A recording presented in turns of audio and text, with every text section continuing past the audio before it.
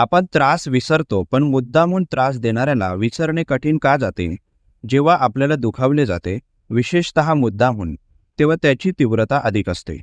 ही तीव्रता मनात खोलवर बिंबवली जाते आणि सहज विसरली जात नाही. आपण ज्या व्यक्तीशी भावनिकदृष्ट्या जवळीक असतो, त्यांच्याकडून जर दुखावले गेलो, तर त्याचा परिणाम अधिक गहन असतो.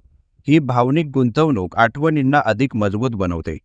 जेव्हा आपल्यावर अन्याय झाला आहे असे वाटते, तेव्हा आपण न्याय मिळवण्याची अपेक्षा करतो. जर तो मिळाला नाही, तर ही अपूर्णता मनात राहून जाते आणि त्या व्यक्तीला विसरणे कठीण होते. एकदा विश्वासघात झाला की पुन्हा त्या व्यक्तीवर विश्वास करणे कठीण होते. हा अविश्वास मनात एक दगडासारखा राहून जातो. तर अशी ही महत्त्वपूर्ण कारणे आहेत. धन्यवाद.